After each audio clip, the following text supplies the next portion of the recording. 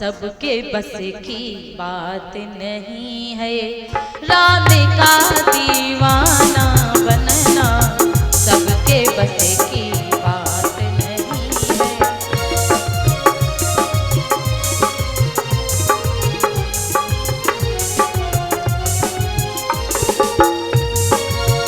राम का दीवाना बनना सबके बस की बात नहीं है।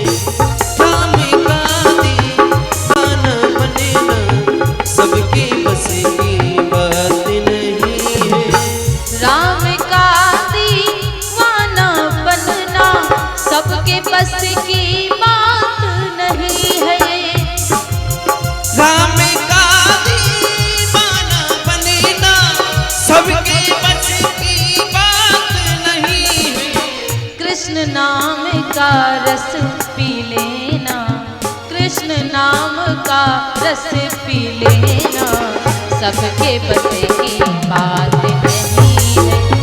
कृष्ण नाम का रस पी लेना, सबके बस की बात नहीं। कृष्ण नाम का रस पी लेना सबके बस की बात नहीं है।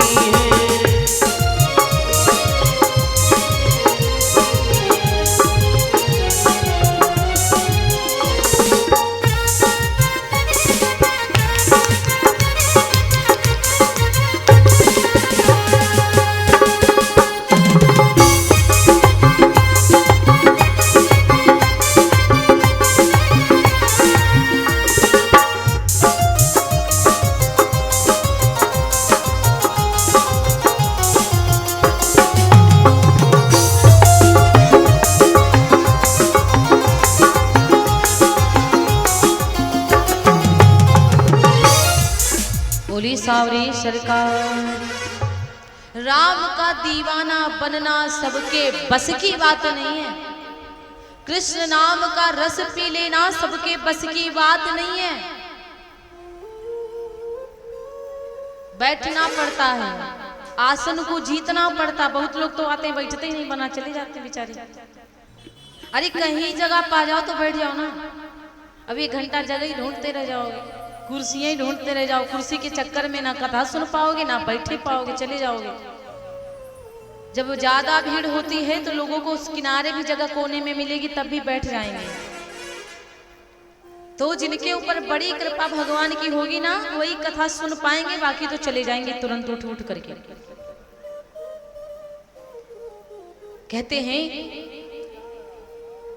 कि ध्रुव जी महाराज कितने साल के थे? केवल 5 वर्ष के।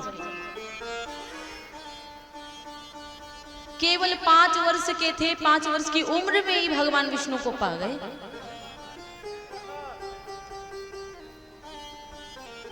स्वयंभू मनु की 3 कन्याएं थी, आकृति, देवहूति, प्रसूति। मैंने आप लोगों को कल बताया था। देवहूति का विवाह करदम संत जी के साथ में हुआ, करदम ऋषि।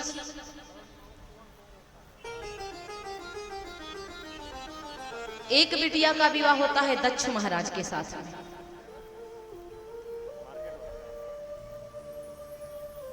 और एक रुचि प्रजापति महाराज के साथ में बिटिया का विवाह होता है, जिनके द्वारा यज्ञ देव का प्रादुर्भाव होता है, यज्ञ देव का प्राकट्य होता है। और जो देवी प्रस्तुति नाम की बिटिया है मनु और स्वयंभू की, उनका विवाह होता है महाराज दक्ष के साथ में, जिनकी बिटिया का नाम होता सती। सती माता, जिनका विवाह होता है भोलेनाथ के साथ। तीनों बेटियों का विवाह हो गया। और इनके 2 बेटा भी थे, जिनका नाम था प्रियव्रत, और दूसरे थे जिनका नाम था उत्तानपाद। जो बात का बड़ा पक्का हो, हाँ कह दे कि मैं इतने बजे आऊंगा तो इतने बजे आवे। जो बात का पक्का हो कि मैं ये करूंगा तो वो करे। बात कह के पलटे ना, धोखा ना दे, उसको कहते हैं प्रियव्रत। प्रतिज्ञा करे कि हम कभी बुरा नहीं करेंगे, उसको कहते हैं प्रियव्रत। आज महाराज जो प्रियव्रत राजा है ना, वो भी बहुत अच्छे, उत्तानपाद जी, उनके द्वारा उनके पुत्र का ही नाम है ध्रुव जी महाराज।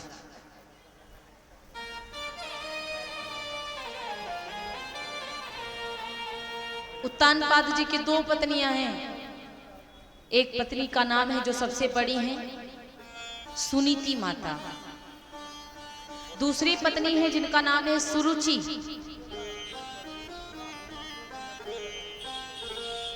सुनीति और सुरुचि जो बड़ी पत्नी है बहुत ही सुंदर है, और उससे कई ज्यादा सुंदरता में है सुरुचि, उनकी छोटी पत्नी।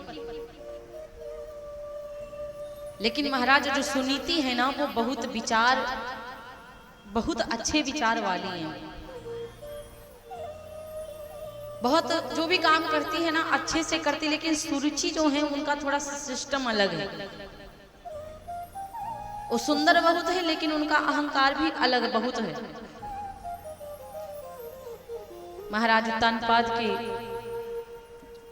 उत्तानपाद का प्रथम विवाह हुआ सुनीति के साथ में, तो बड़े वर्ष व्यतीत हो गए, एक भी बेटा नहीं हुआ। आप सब लोगों को पता है कि राजाएं, जितने भी राजा होते हैं उनके पास एक ही दिक्कत होती, केवल बच्चों वाली। धन बहुत है, जमीन जायदाद भी बहुत है, लेकिन बच्चे नहीं हो रहे। यही ज्यादातर दिक्कत होती है। अब महाराज उत्तानपाद के भी कोई पुत्र नहीं है।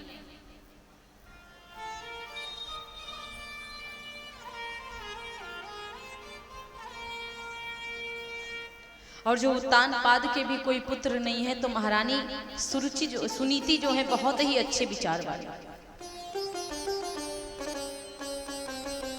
सुनीति माता कह रही हैं, स्वामी मेरे द्वारा तो हो सकता है कोई पुत्र प्राप्ति हो आपको कि ना हो, मुझे बेटा मिले भी ना मिले, तो मेरी एक विनती है आपसे, आप मेरे अलावा किसी और से शादी कर लो।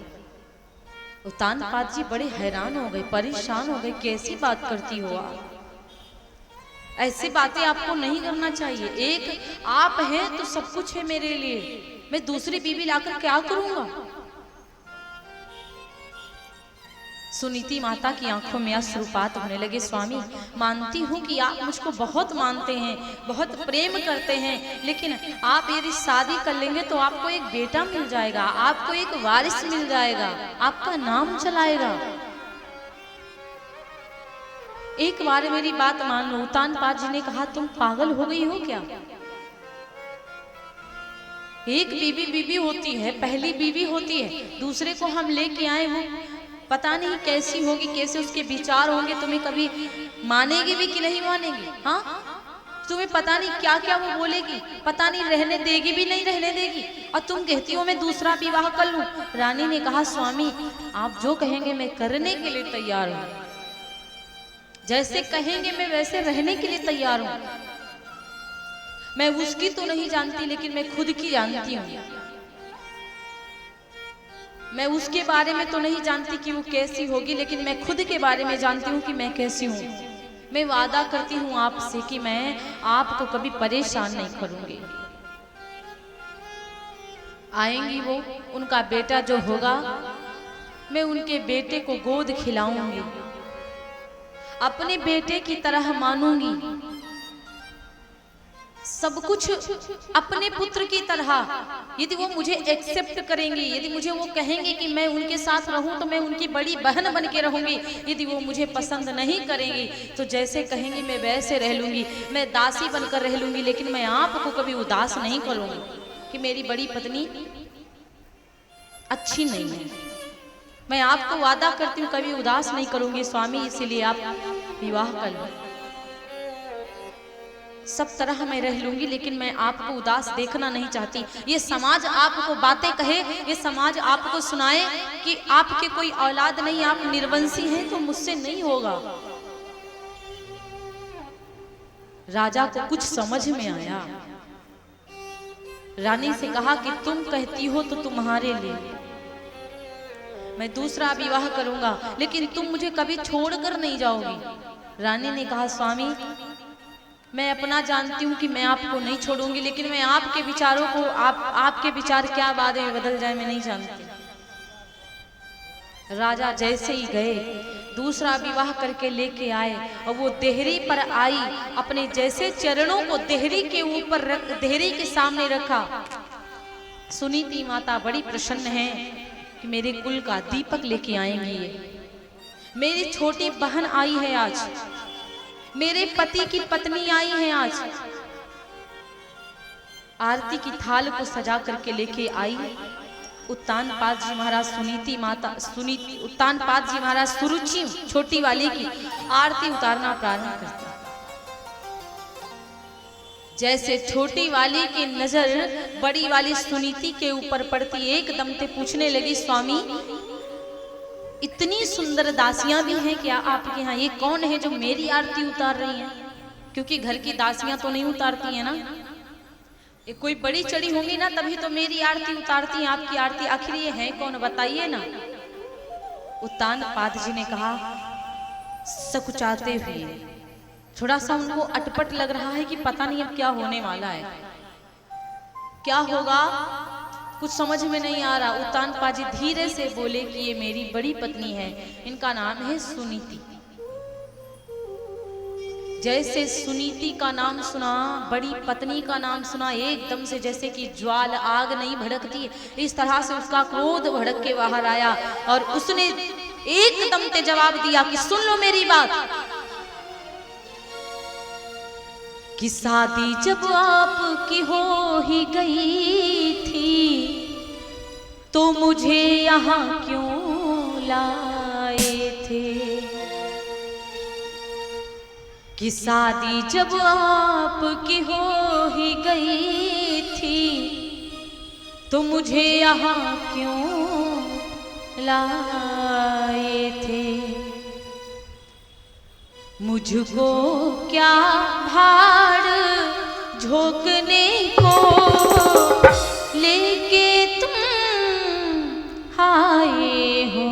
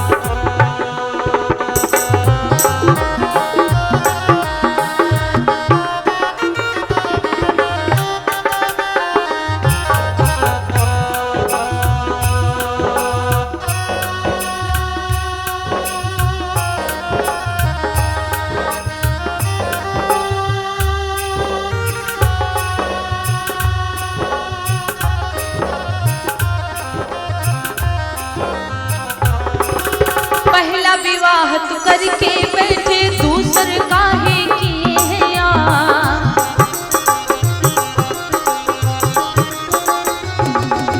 पहला विवाह तू करके बैठे दूसर काहे किए हैं यार? पहली पत्नी लेके बैठे दूसरी पत्नी क्यों लिए हैं यार? मेरे डोले को वापस कर दो, सुन लो आज हमार, मैं नहीं रह सकती इसके साथ में, विनती सुन लो आज हमार। हाँ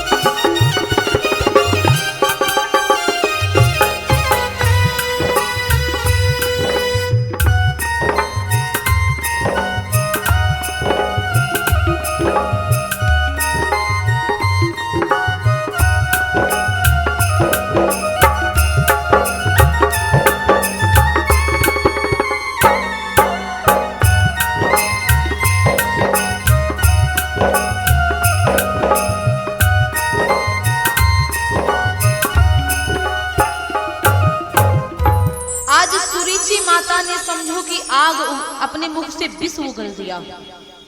जैसे नागिनी अपना विष उगल देती हो, इस तरह से आज सुरुचि माता ने ऐसे कटु वचन कह दिए कि आज माता सुनीति टूट गई। सुरुचि माता ने कहा कि जब आप प्रथम विवाह, पहला विवाह आपका हो चुका था, तो मुझे क्यों विवाह करके लेके आए? जब आपकी पहली पत्नी थी तो आप मुझे क्यों लेकर के आए?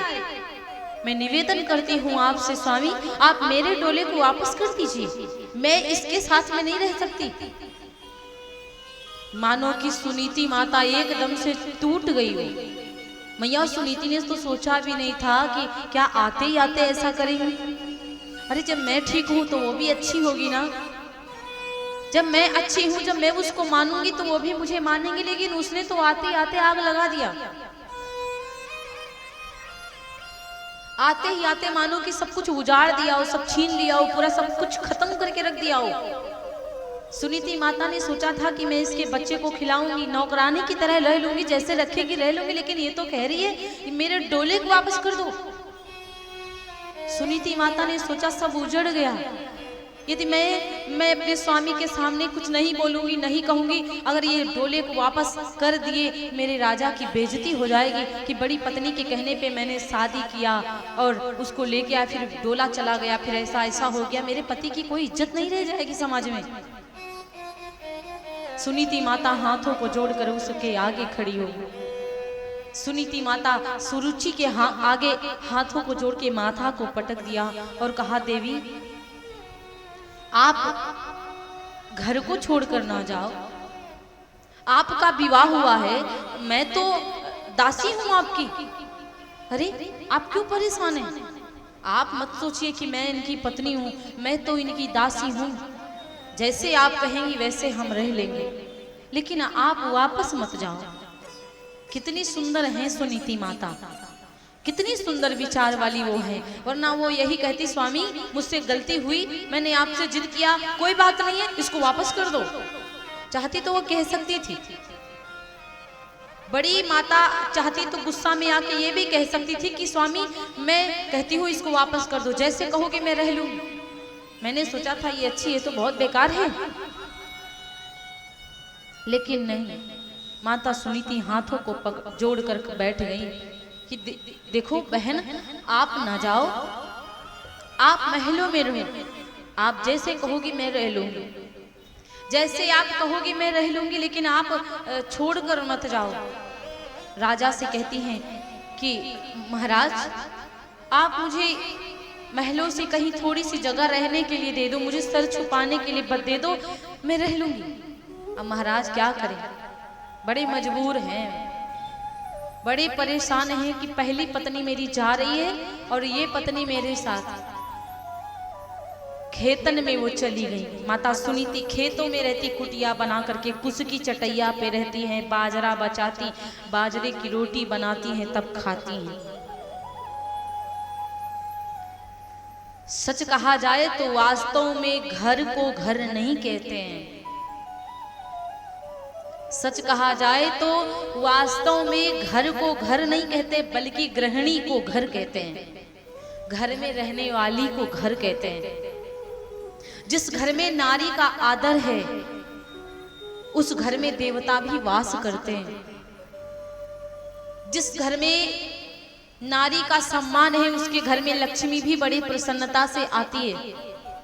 जिस घर में नारी का सम्मान नहीं है, नारी का अपमान किया जाता है, उस घर में भी लक्ष्मी माता प्रवेश तो करेंगी लेकिन वो चली भी जाती है। महाराज क्या करें, वो तो दोनों का सम्मान कर रहे हैं, लेकिन बड़ी वाली समझदार है ना, उन्होंने ही तो अपना रियाय दिया था कि शादी कर लो दूसरी।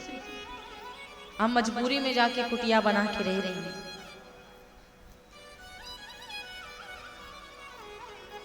धीरे धीरे समय व्यतीत हुआ।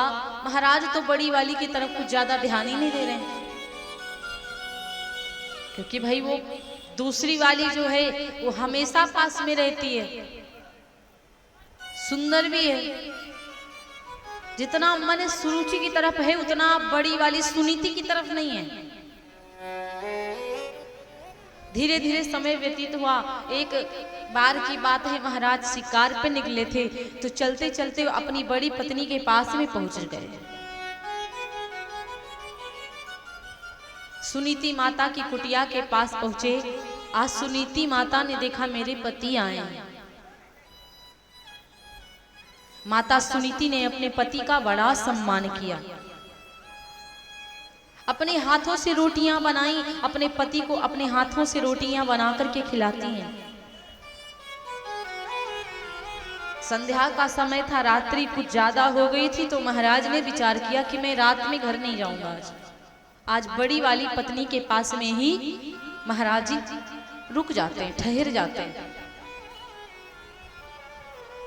जब बड़ी माता सुनीति के पास में महाराज ठहर गए ना, प्रातः हुई तो महाराज उत्तानपाद जी प्रातः होते ही महलों को पहुंचे। धीरे धीरे समय व्यतीत हुआ। भगवान की लीला तो देखो, कहते हैं ना तो देर है ना अंधेर है तो कर्मों का सब फेर है।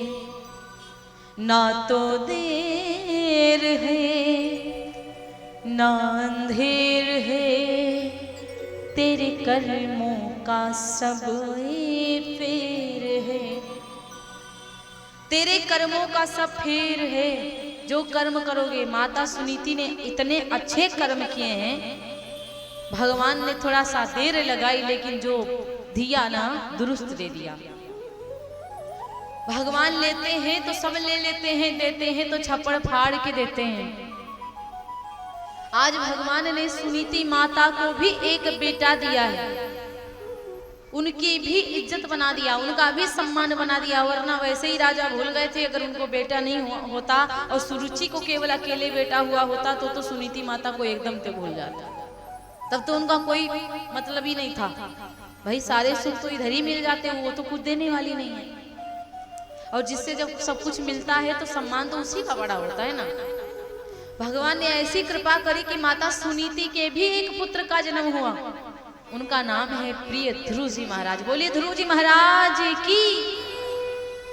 और इधर जो इनकी छोटी पत्नी थी जिसका नाम है सुरुचि, उनको भी एक बेटे का जन्म दिया, उनको भी एक पुत्र की प्राप्ति हुई, उनका नाम रखा उत्तम।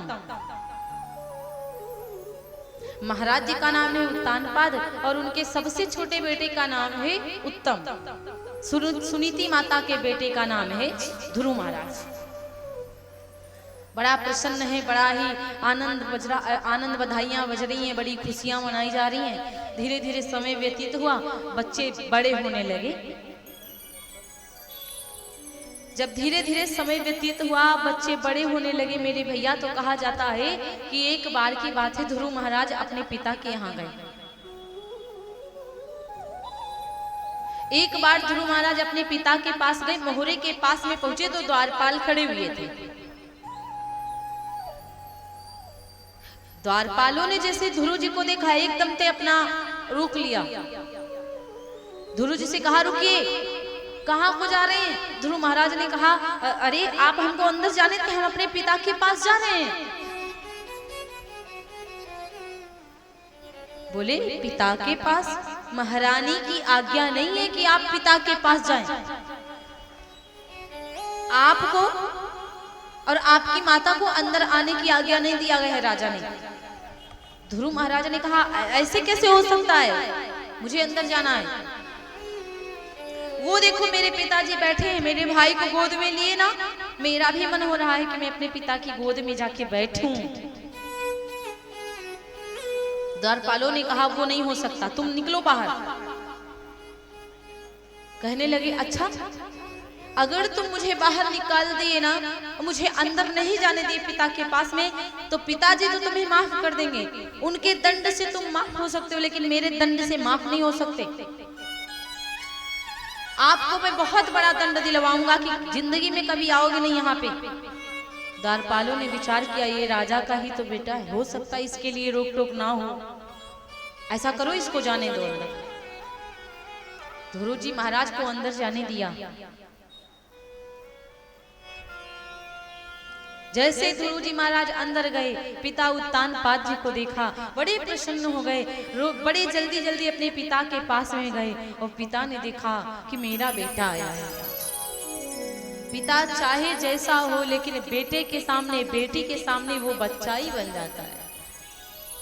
किसी के सामने कितना भी मतलब कैसे भी कितना भी कोई हंसाए, हंसे वो ना हंसे, लेकिन बच्चों के सामने पिता भी अपना बच्चा ही बन जाता है। भगवान की कथा में लोग आए, कह दो ताली बजाओ तो ऐसे बैठेंगे, बड़े सम्मान के साथ ऐसे बैठेंगे, ऐसे कि मतलब सब बैठे हुए हैं, देखेंगे तालियां बजाते, थोड़ा सा शर्म आती है ना। और कहीं अटारी पर देखो कहीं बच्चा रोने लग जाए तो वैसा ताली बजा के टॉफी खिलाएंगे, चाहे कोई देख रहा हो ना देख रहा हो, तब इज्जत का कोई ख्याल भी नहीं रहता।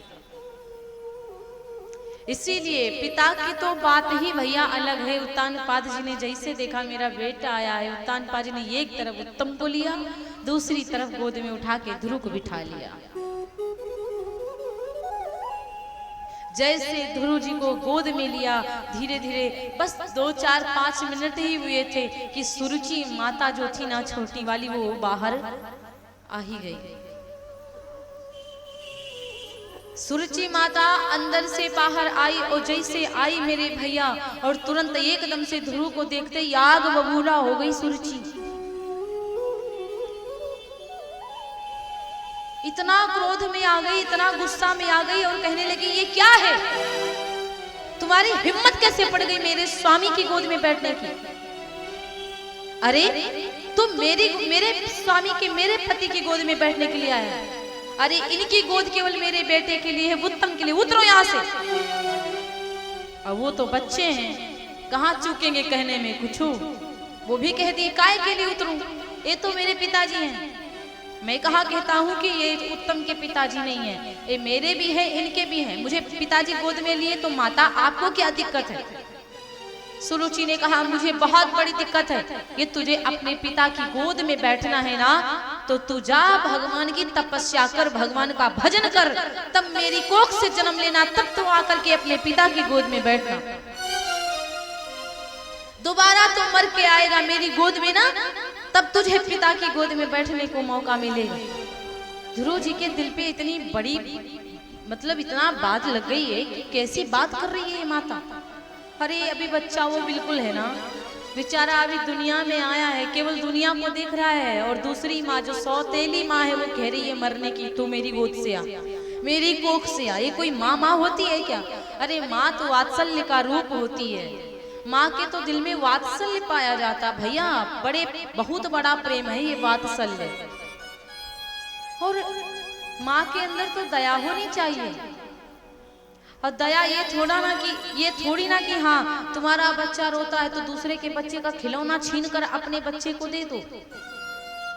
अपने बच्चे को शांत करने के लिए दूसरे के बच्चे का खिलौना अपने बच्चे को दे दो।